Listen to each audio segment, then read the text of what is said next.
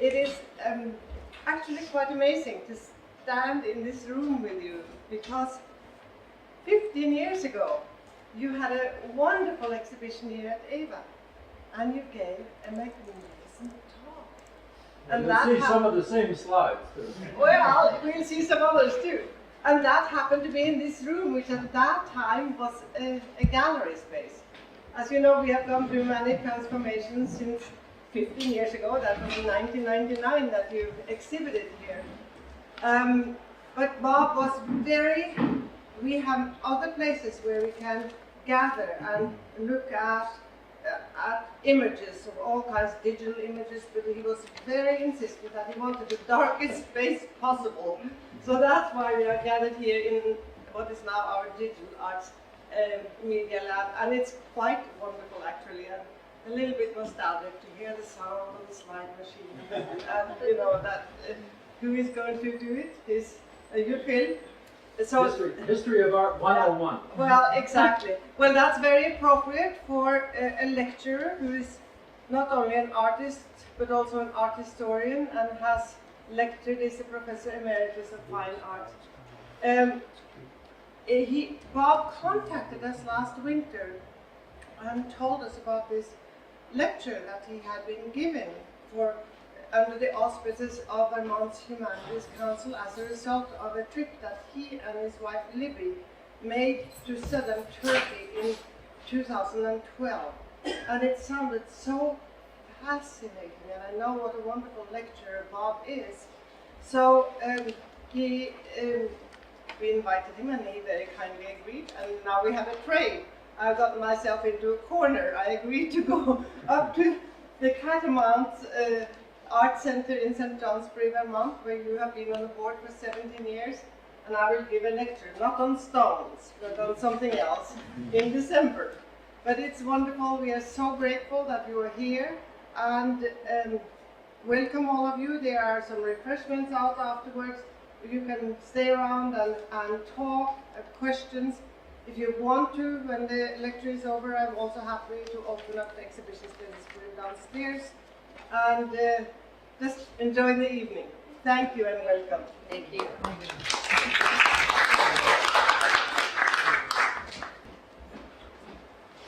When Denta comes to Catamount in St. Johnsbury, she is bringing Monk and the Screen, and I can't wait for it.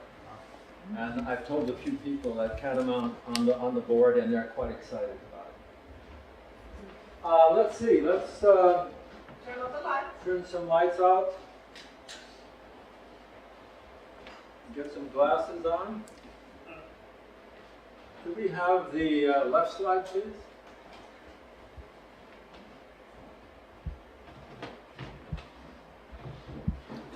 October the 19th, 1987. I was on sabbatical leave for a year.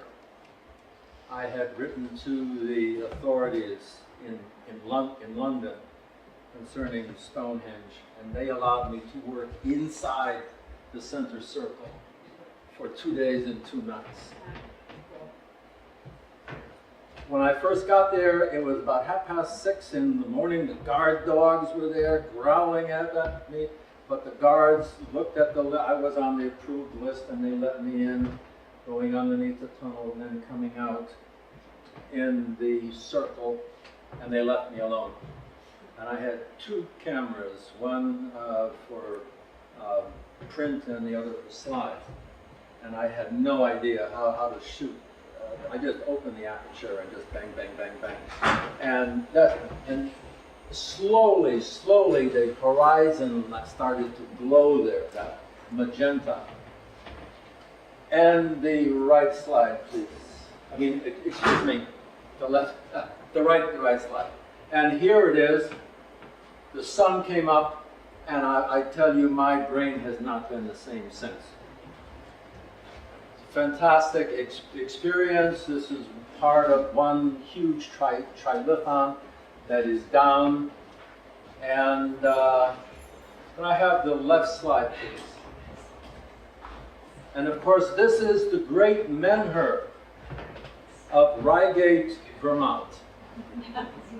put here by Irish monks in the year 435 AD.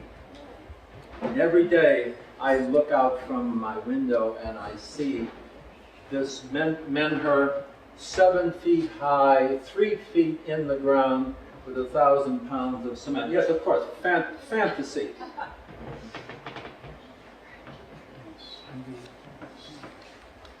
And the left slide. Okay, this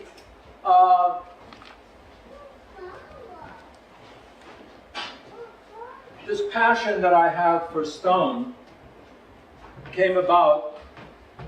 This is Inishmaan in the Arrans off the coast of Galway. Have any of you been there? An incredible place. There are more stone walls there than any place in the world. When I was a student at Pratt Institute in Brooklyn, New York, they had a wonderful program of showing film classics. Every Thursday afternoon at 4 o'clock, you'd go see a German film or a Japanese film. And then what I saw was Robert Flaherty's film, Man of Arran. Probably some of you have seen his other film, Nanook of the North.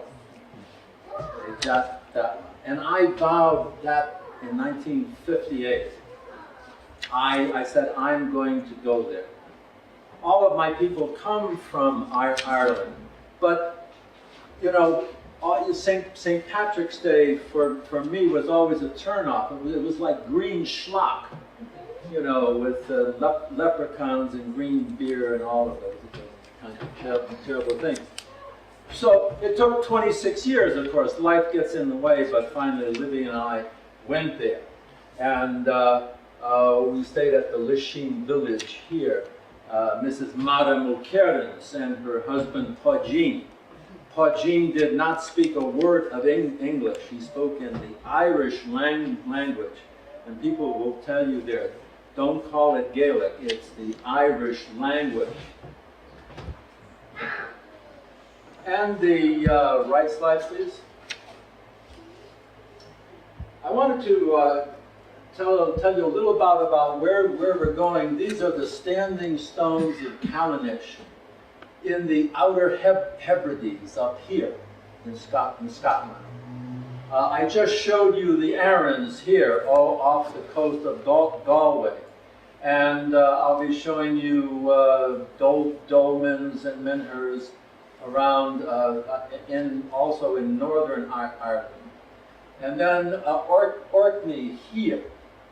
Libby and I spent 2 weeks there, crawling in and out of chambered tombs and drinking Guinness on tap every night.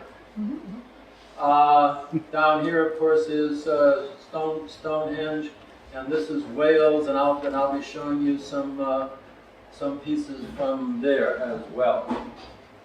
And the right slide, please. This is what I got so turned on by. I mean, that first day that I was there, I sat down and I made a drawing, very similar drawing to this, where the subject matter was literal. I mean, you could see it was stones, but it was abstract as well. That marriage of realism and abstraction together, for me, I found it very, very exciting. And I've done a lot of paintings of these walls. And you see how close you are to the limestone here. In that film, Man of Arran, he shows how they brought up tons of seaweed from the shore and slowly built up turf. Last slide. And it was the next year when I went back by myself in 87, 87, both of us went, I went back the following year. That is the Pole de Bron dolmen in County Clare. This is, you'll see, I'll show you several of these.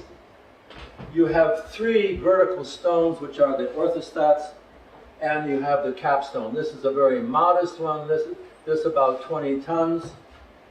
This is fairly close to Shannon Airport, so most tourists, when they come in, they see this one there. These are burial sites. The cremated remains of human beings would be placed inside, and then loose stones construction would seal it off. And the right slide. The Kilclooney Moor dolmen in County Donegal. I spent all day here with this beast, and it rained several times, and I sat in here making drawings and eating my lunch. I find these tremendously exciting. Dolmen is from an old Breton word, tolmen, which means stone table. The Victorians, though, thought that it was for the Druid sacrifice. They were always thinking that the Druids, owned these. But of course, when the Druids came to Ireland, Stonehenge and all of this were old by 2,000 years. Left slide. This is a great beast of a one. This is the Prolig dolmen in County Louth. 40 tons. You see all those small stones up here. This is a potato field, and people take stones and they throw them up on top. And if they stay there, then you'd get your wish. And the right slide. This is the Leganeni dolmen, and this is a drawing that I made of it. Could you sharpen that up a little bit, please?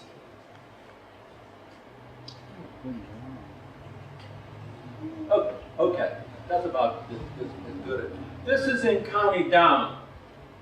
Now, this is in those 6 counties of the north east that are still controlled by the British.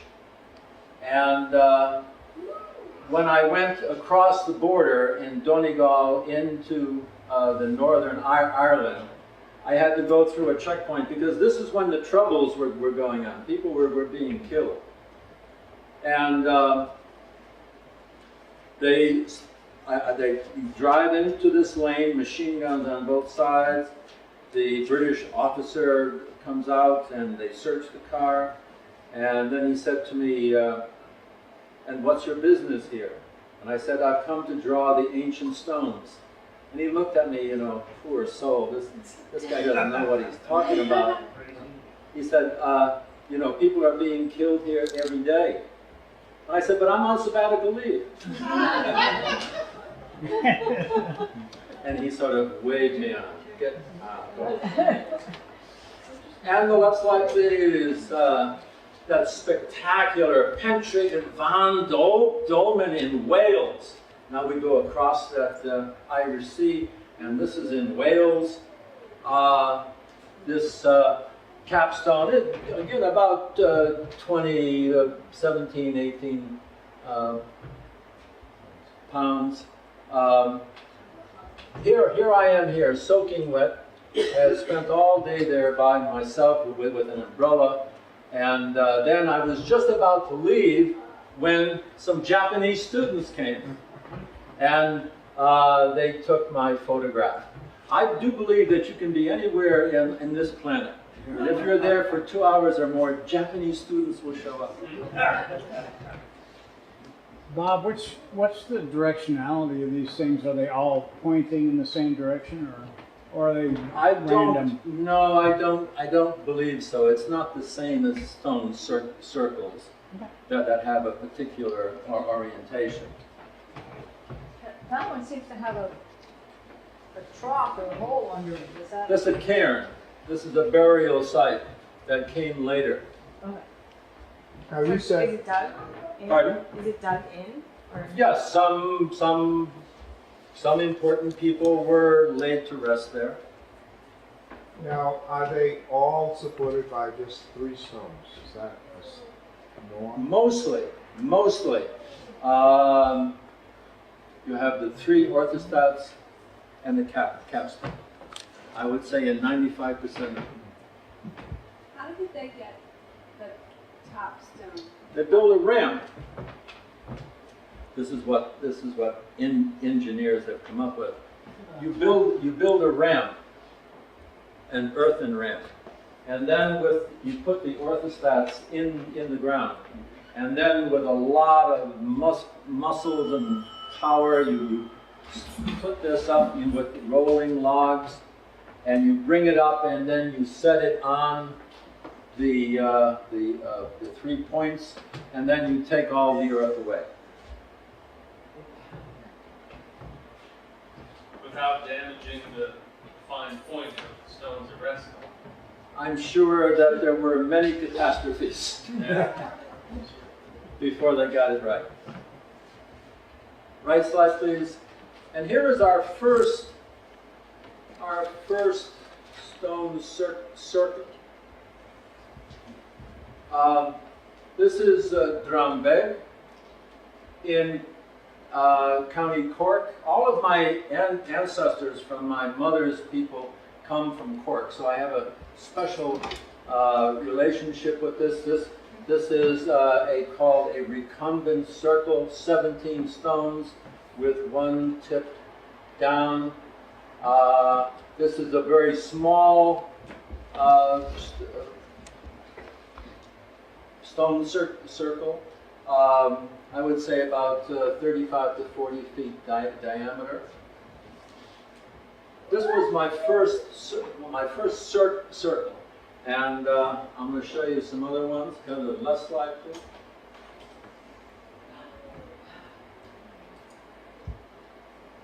This is the Ring of Brogar in Orkney. Have any of you been there to Orkney? It is an incredible place, absolutely incredible place. This is 183 yards, and this ditch here is the henge. The henge marks the special ground, the ground that is used for ritual. There used to be 60 of these stones standing, only 27 of them are still there. The most amazing thing for me is that this ditch here, the henge, is cut out of solid stone. At Stonehenge, it was fairly easy to create that henge, because just below the turf is a chalk. And the right slide, please. This is red sandstone. You can see that they tried very hard to patch it up, to keep it together, but they're very susceptible to lightning strikes. Only 27 out of the 60 are still there. Why in the world would lightning want to hit a stone? I have no idea. Not conductive. Sandstone. This was what one of the guards was telling us, that just about 2 weeks prior to our coming there, one of these stones had been annihilated, blasted away. Well, there's nothing else higher in the landscape, for one, if you're looking at it. That's right. They would be high points. The water covering it would be conductive. That would be correct. Bob, Yes? isn't this the most ancient large stone circle now that they've identified? This is the origin point, the Orkneys now. Well, As that's opposed one, to yeah, that is theoretical. someone's opinion on, yes, you're on not that, and necessarily- I've done the reading there. Yeah. But this is basically 3000 BC. And what's in the middle of that circle, please, Bob? Somehow they left some exposure to turf there. I asked the guard when I was there, and he said that's just where it broke through. It didn't have any significance. Now, the brown surface we're looking at, is that stone? Yes. Yes, all of this is stone. I mean, that's why, you know, cutting the ditch was so amazing. And they didn't have metal tools. And the white stones They had flint stones. Those were the only tools that they had. Was this location remarkable for some other reason? Was it a high area or Oh, it's a spectacular. This is on a peninsula there in Orkney. I mean, it is just incredibly beautiful. And there, you know, I mean, just down the road is Maze Howe, this chambered tomb. That on December the 21st, the winter solstice, the setting sun shines through the corridor inside and illuminates inside of Maze Howe. And then there are all kinds of other things there. Left slide, please. And the right slide. These are the standing stones of Callanish. These are in the outer Hebrides. Have any of you been there? One, good. 2, 3. Here is a little ground plan here. It's 405 feet from point to point. Just 140 feet here.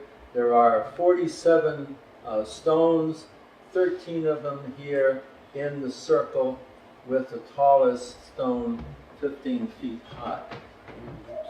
But the thing that really got to me is this avenue. This avenue for ceremony.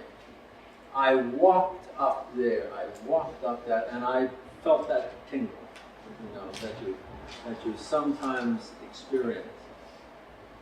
This going up to it here, and the stone circle up there. These are the standing stones of Callanish. Right slide. This is a very small study that I made. It was in reference to another one that I was working on. And again, I accentuated this avenue, this procession. Left slide. Well, what do those lines signify? Energy, psychic energy. Just playing around with how can I connote this into something more than just a tourist card. Right slide, please. And where is this? Avebury. How many of you have been there? Okay, more people have been there. Because this is only 20 some odd miles north of Stonehenge. This is how Avebury might have looked in the year 3000, maybe 3200 BC. It has a diameter of 1,340 feet across. It has this enormous henge dug deep into the ground. There were basically 1, 2, 3, and this also, this D shape here. Today, it looks like this, with a village inside of it. Here are some of the remaining stones. In the 18th century, there was a minister here who would take his flock out on the weekend to destroy the devil's work. They would go out and they would dig a pit around the monolith. They would fill it full of faggots and they would set it afire. And then when it got red hot, they would topple it and beat it with sledgehammers. And they were convinced that they were doing God's work. So, These stones here were not put back until the 1930s. And here, these are just concrete markers where that D-shaped circle was. Left slide. Right slide. Now we're back at Stonehenge. This is a slide that I took on that same morning. And this is the earliest known photograph of Stonehenge, 1852, by a Mr. Sedgefield. You can see here that this great trilithon here fell in 1790, and it was recorded. The tallest pillar here is leaning precariously, and you can see that it's been put back in place. It goes from 16 feet to 20 feet to 24 feet. The circles, could I have the left slide, please? This is the first known aerial photograph of Stonehenge. You can see that, again, it's in that trilithon that came down. And these have holes here trying to hold them up. In 1905, Stonehenge was owned by private people. You could go there, you could pay something to get in, you could rent a hammer and chisel, take off a whack of stone as a souvenir, or carve your initials in it. During the First World War, there was an airfield right here. The commandant of the airfield wanted Stonehenge removed because it was a hazard to his planes. There was a road here cut right through. There was, later on here, there was a pub and restaurant. When you go there now, you see nothing but the grass and the henge and the stones. But it wasn't until 1918 that a man by the name of Cecil Chubb gave Stonehenge to the nation. Bob, Yeah. looks like there's a small henge to the higher side. Is that correct? This here? Up just a little further up across the road. Circle? Circle. Yes. Stone circle. You can't see any stone, but It looks like it. Looks No, like the cursus that you're probably referring to is up here. No, here you have the heel stone. Here you have the slaughter stone. Right, but if you go directly up, sliding to the left across the It road. looks like Right it's there. Yeah, right there. I don't know. This is the avenue. This is the avenue that you can follow all the way down to the river, the Avon River. That, and I walked that. I can walk down all the way to the Avon River. I mean, this certainly looks like a mess there, but they're taking care of it now. And the right slide, please.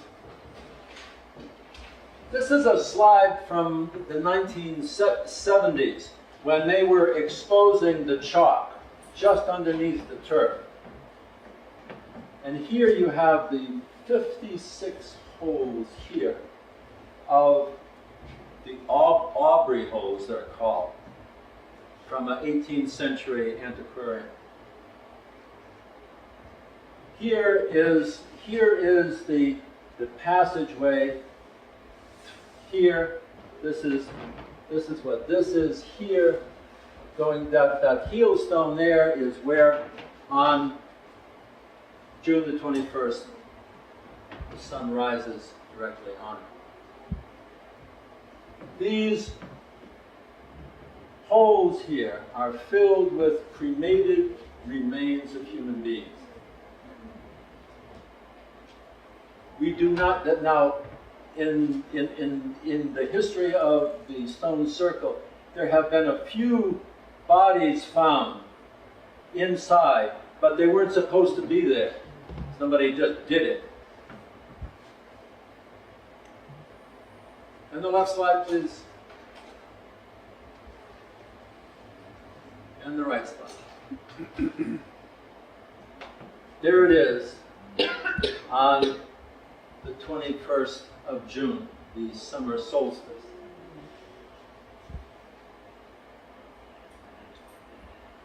And right now, you can be there. And I'll show you some of the people who are there celebrating. Because when I went there in 87, it was still roped off.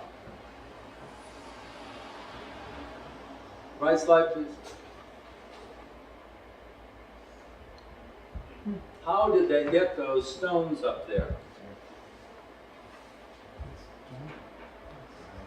In 1138, Geoffrey of Monmouth wrote his history of the English kings.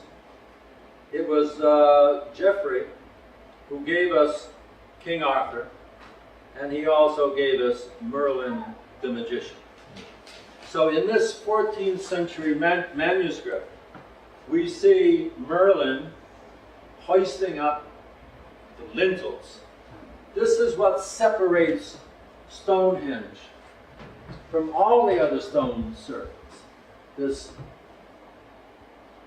system of lintels on top falling, creating this circle. And the right slide, please. And they just didn't place them up there. This is mortise and tenon, toggle joints. And Aubrey Burrell, a British archaeologist, claims that this kind of technique is known to people who work with wood. And he feels that Stonehenge is a recreation of what had existed in wood. Woodhenge is just a little over a mile from Stonehenge.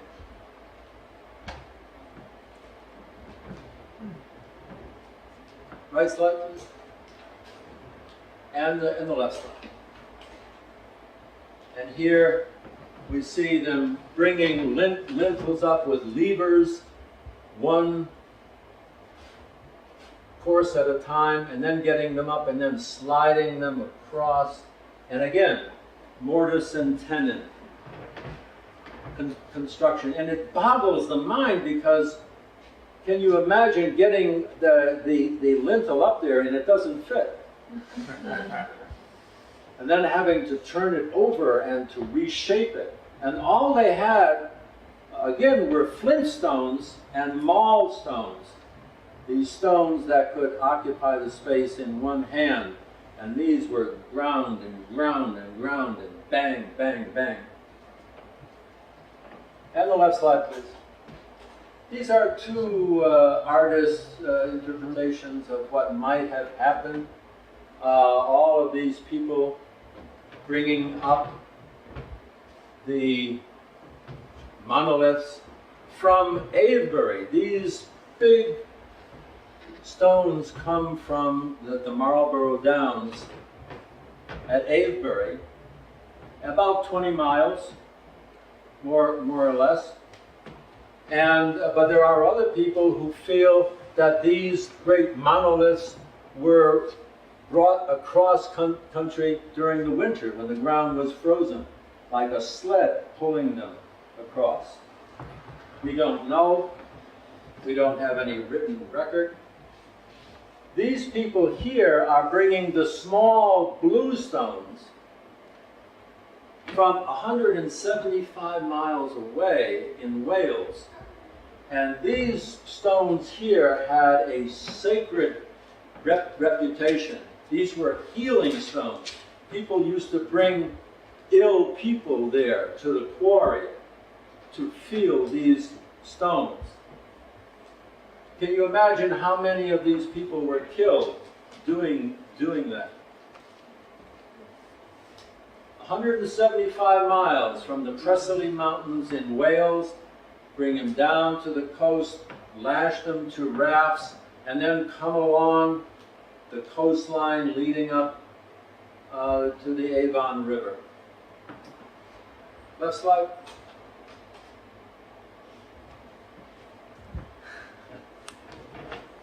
(1969, 1970, 71). They don't allow you to stand on top of the stones Look anymore. at all of this here. I mean, they just went bananas. They had love-ins, they had nude-ins. I mean, it became Woodstock. Woodstock on the Salisbury Plain, and then the Beatles here are hanging. And so the government said, "Basta, that's it, no more." Yeah, I was there in 1972. There were no nude-ins or love-ins. Well, neither was I there, but that's what I read. Yeah, I was there in '69, and there were no lovings, but you could certainly walk everywhere. Yeah. I was there for solstice in 2009, and they allow you in, but they don't allow you on the stones. But it was like 30,000 people. Drumming. It was pretty insane. 1966, I went there at sunrise, and there was no one. It was just a completely empty thing. You could just walk up, walk around it. On the touch it. solstice? Not on the solstice. It was about a week away. Okay. I was there in 2005 and they let us in Well, I the felt, center. I'm sure there was money involved. as you saw with those first two slides, I felt that this was a very incredibly powerful thing that had happened to me. And the right slide, please. There they are. Aging hippies and druids. That's my picture that I saw. One of them's standing on the other one's foot. Is that what's going on? I'm not sure. I'm not sure. Again, the Druids claimed Stonehenge as their own. But again, when the Druids got there, Stonehenge was already 2,000 years old. How can you date a stone? Pardon? How do you date a stone? When You cannot age the stone, but you can age the antler picks that were used or were right underneath it.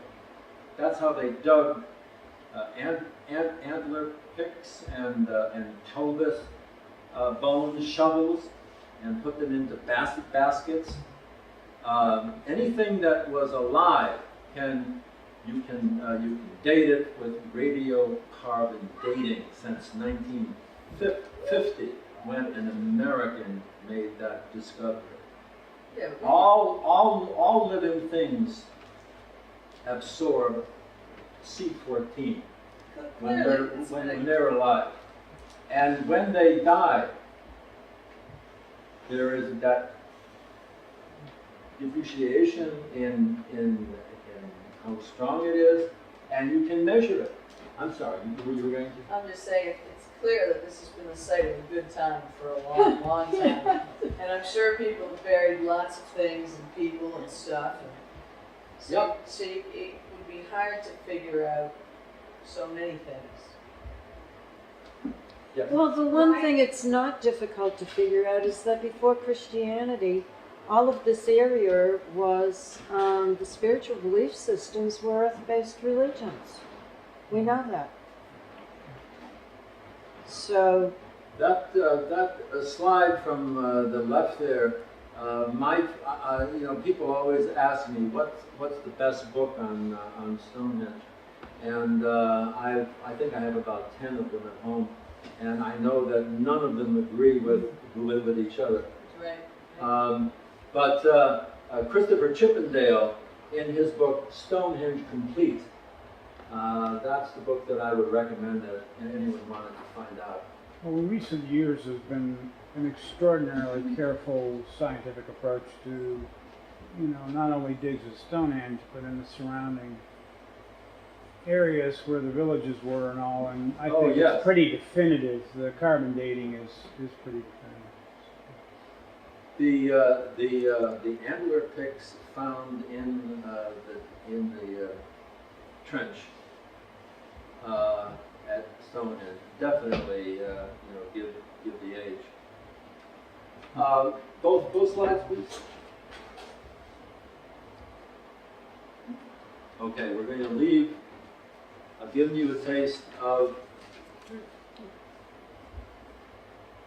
the Neolithic stones of that particular period, 2000 to 3000. Here we're going to Göbekli Tepe. My wife and I, this is a photo by Libby of me, was showing the site there with these catwalks that you can go down as fairly close to what's going on.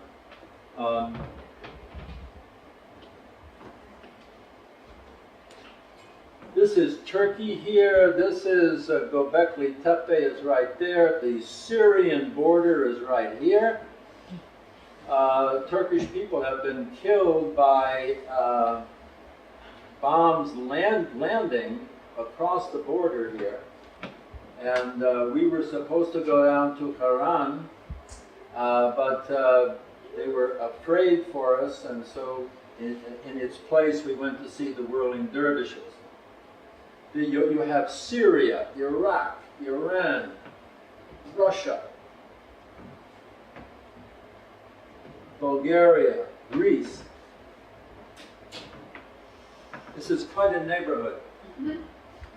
And of course, the most famous Istanbul and the Bosphorus here. We were on a boat that came through here into the Marmara. When were you there? We were there in October of 2012. But I first found out about Göbekli Tepe in 2008 in the Smithsonian.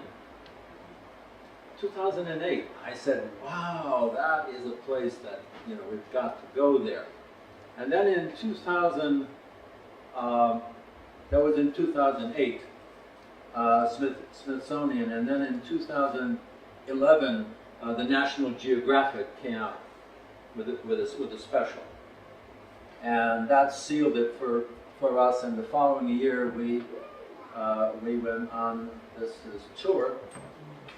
And it was one of the most fantastic things that we've done together. Both of us have been to Europe quite a few times, but when we talked about going to Turkey, well, that was something else. We needed some guidance there. So we did go on the tour. Did you go to Çatalhöyük when you were in Turkey? What's that name? Çatalhöyük? Çatalhöyük? Çatalhöyük. No, I don't. No, I it's don't, very I don't close. It's a site very close to this. Close to Göbekli Tepe? Yeah. Yeah.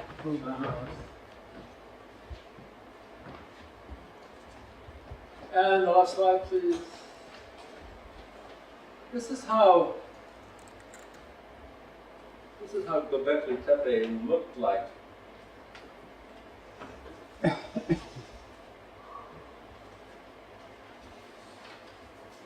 Let me read you some things from Klaus Schmidt's book.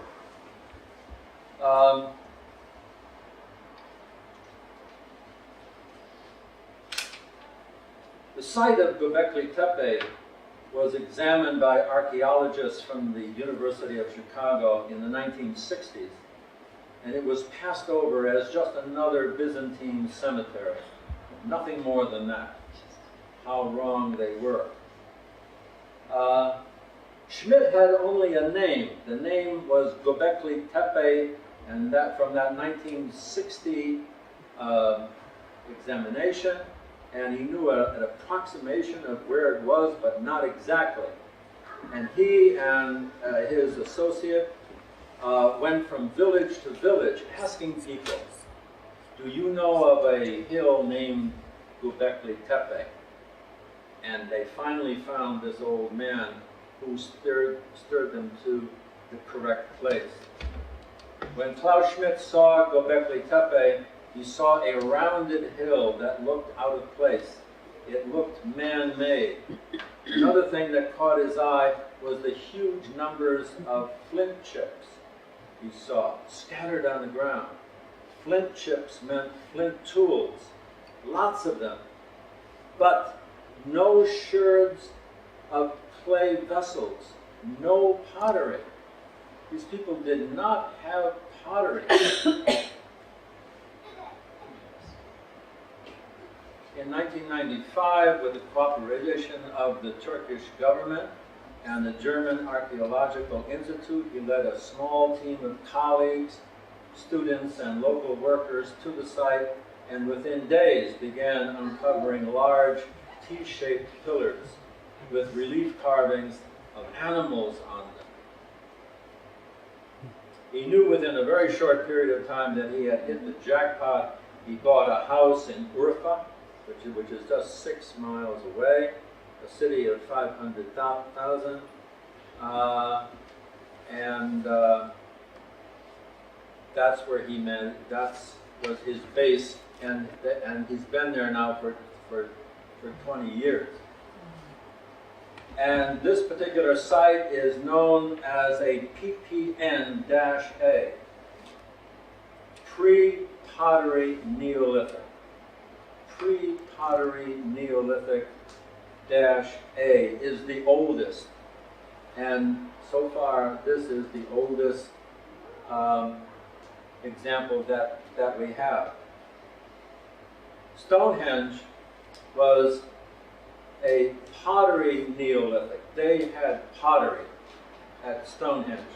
But here, when he didn't discover, when he didn't find any sherds of clay vessels, he knew that this was extremely old. Left slide. And the right slide. Again, here is an artist's representation of what might have been. Just about a football field away was a quarry, a limestone quarry. They freed the pillars. These all belong to the same stone. When I first saw this, I thought that they had a vertical and then they placed this on top of it. No.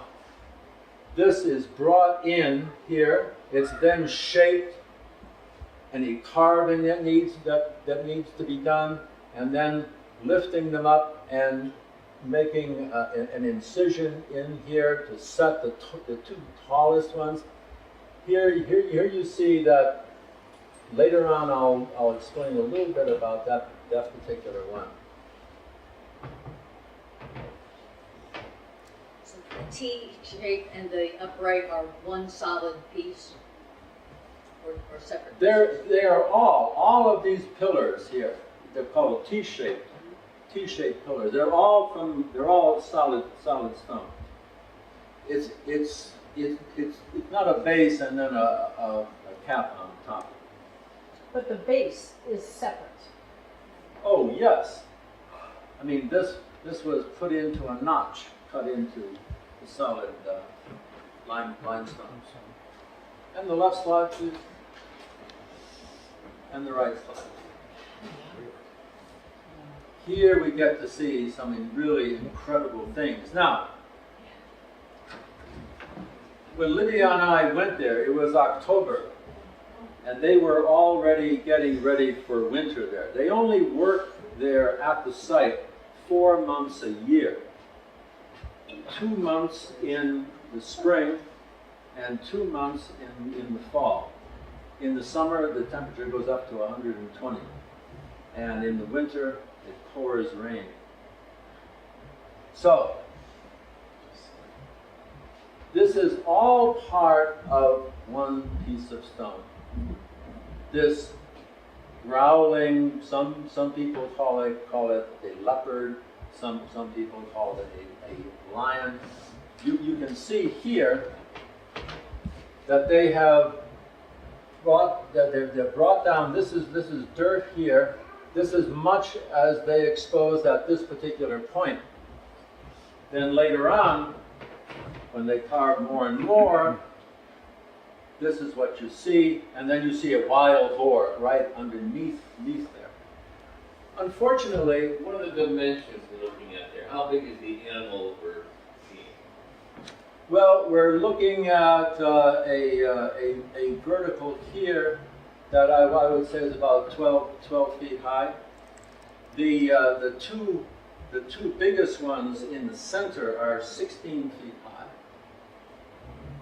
These are about 12, and you can see that they are stayed in place with this wall of stone, individual stones that are put up next to it that give them some stability.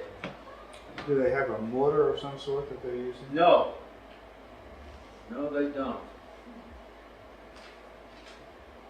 They make these terrazzo floors, though, with lime dust and other chemicals that they have to make sort of a cement-like floor, and then they put designs on it. But what I wanted to say was that I had to have slides made from books, from Klaus Schmidt's own book. I mean, Klaus Schmidt is the man who discovered Göbekli Tepe. So we could not go down into where we could get a photograph of that.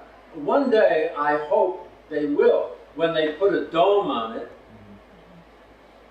and then you can go down into it there. If they do that, it will become much more exciting and much more desired attendance than stone. So did dirt just pile up inside? Is that what happened? And then This is backfill. This is where it gets really crazy. They create these stone circles, and they are not perfect circles. They're oblong, and because after a certain set of time, after they live with it, and the various ceremonies have gone through, they then backfill it. They backfill the whole thing, and that's the only reason that we have it today. so the ancient people did that. Oh yes. We're talking about 11,000 years old. These T-pillars are. And they were active at this site for 3,000 years. And in 8,000 years, for whatever reason, they abandoned it. And they had been backfilling all the time. They created it, and then at a particular point, and we don't know why, they would backfill it with bits and pieces and dirt and mostly chips. Have they found other sites in the area that have been treated the same way, where they were used for ritual for a while and then filled in intentionally? Pardon, what was that? Have they found other sites in that area where with that same kind of scenario of having been used and then buried? Yes, just about a 1,000 years later, at a site that's now underwater because of the Ataturk Dam. Yes. So that practice lasted for at least 1,000 years, and again here, this was an active site that these hunter-gatherers would agree to assemble at this site to work on their circle. For how many years, we don't know. But at some point, it would be backfilled and then another stone circle, sometimes one on top of the other.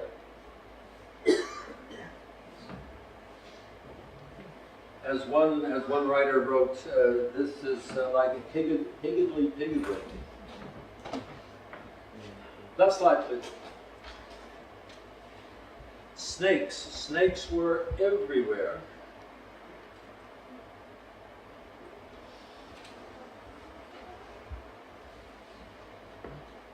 Are those two-headed snakes? Pardon? Are those two-headed snakes? Are the at the top and the bottom, are those connected as one animal, or are they not connected? You will. I'll show you quite a few slides of snakes. Yes, this type of head up here goes all the way down and all together. That's in one of the first enclosures that they uncovered. Could I have the right slide, please? Look at these columns of snakes here. And scorpions. Klaus Schmidt says that these animals, and some of them are very scary, are there to protect the people who have been buried there. Have they found human remains there? Pardon? Have they found remains there? Cremated remains, yes. Yes. All of these snakes here, scorpions. Is there one central place where they found the cremated remains within? Is Is there one central place within the circle where they found the cremated remains? Or usually around the two tallest ones. And there is evidence that these two tall pillars were used to create a roof. But we're not sure about that. How does this archaeologist know? Maybe things. They had cremated remains, but no pottery? No pottery. So what were the cremated remains in? Or on?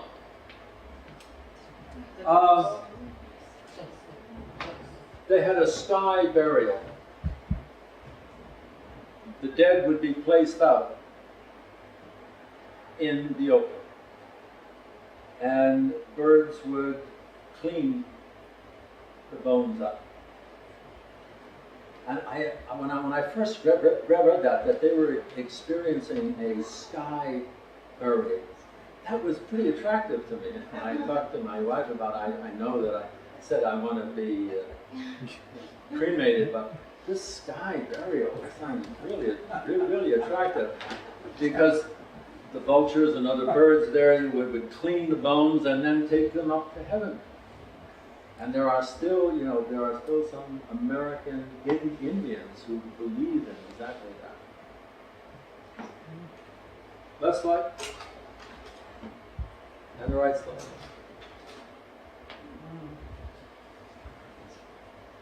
The level of sophistication, this for me is the Sistine ceiling in Rome. I mean, this is really incredible, absolutely beautiful. And then you have the one on the left there with a great deal of snakes and cranes and one fox up here, and it was all done. The whole one side of the T-pillar was carved in. But here, this is a vulture here, scorpion, and the style and is just fantastically beautiful. Is that a car or a bus at the top with suitcases? 57 Chevy. CW bugs. And no pottery. Perhaps baskets. And what's Some sort of baskets, perhaps. But we don't know. We just don't know. But we know that the level of skill here is highly. Just left slide, please. What's the stone? Is it Pardon? is it granite? What is the stone? Oh, this is limestone. Limestone, so it's not as hard as granite. Oh, God. So the weather's gonna do its damage. Pardon? The weather will damage this quite considerably. Yes, well, that's why when we went there in October of 12, they were putting plywood hats on the T-pillars. Eventually, at some point, they're going to create a dome. And at that point, if you can, walk down in and then take photographs that close, then they've got a gold mine. Bob, those look like sheep goats. Pardon? Those look like sheep goats, Yes. borrowed Yes, from the there are. Himalayas. Yeah. It's a wild hog. Wild boars. Boy, wild boars, they were vicious. Vicious. And the left slide, please. Oops, sorry. Okay. What's happened here? For thousands of years, farmers have cursed Göbekli Tepe because they're always hitting these stones with their plows.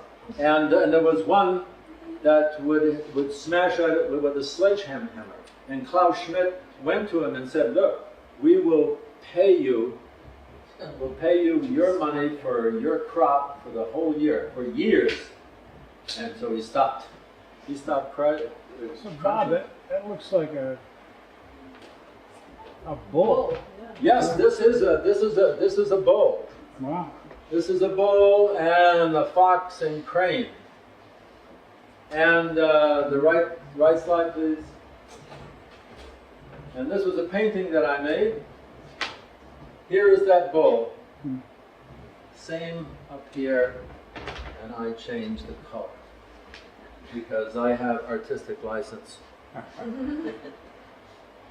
I made a couple of paintings of the animals, but I'm not going to make any more because I feel there are no opportunities for abstractions as well. Left slide, please. Look at this lion. That lion, fantastic. Right slide. There's the lion. Doing battle with the snakes. That pillar of snakes that you saw before. And now they're being awoken because of the danger. Can Yes. you compare this to the Lion Gate at Mycenae in terms of that image? This was the first sculptural relief in European art history, the Lion Gate at Mycenae, where the two lions are carved into the stone over the gateway up into the enclosure at Mycenae. But that's like, what, 1600 BCE? And this I've never been there. But this is, what, you're saying 11,000 years ago? It's just mind-boggling how old these are. Left slide. And the right slide. Foxes. They love foxes. Fox can be vicious. It is a carnivore, and you see it used, and you see it. There is a style. They're getting into an intellectual approach here. This is a stylized fox, giving it much more power than that sort of cutesy-wootsy one. Is there a possibility that it's a different animal that's now extinct? Possibly, sure. Oh yeah. Left slide. And the right slide. This distortion that you see, because the people that are shooting this are so close to the object down in the pit that there is a distortion there. But here, starting here and coming down, are arms and human hands here holding a loincloth. Now this really gets into a stylization, an abstraction that I find rather exciting. And these could be images of their gods or their god. The head here, the head of the face of the pillar is never touched. It's this side here, coming down. But there are no carvings that indicate any writing. I'm sorry? Are there any carvings that indicate any writing? Writing, no. No, that was, that's 8,000 years. Both slides, please. These are stone heads, the backfill that we were talking about. Human remains, plus animal bones. And you can tell animal bones by it looks like someone cut some meat along those lines.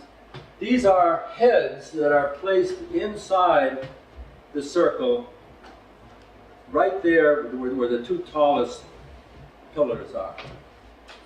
And they had sort of a limestone covering on them, almost like a mask. And Klaus Schmidt said that this is really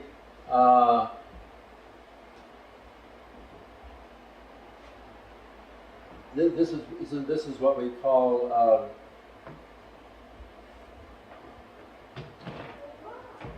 Petrified stone? no, it's not. It's the elderly, ancient, the ancestors. Yes, yes.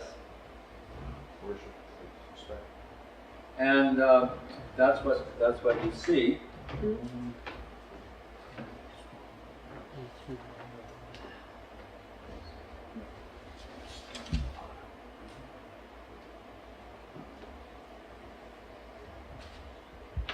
Scholars have long believed that only after people learn to farm and live in settled communities did they have the time, organization, and resources to construct temples and support complicated social structures.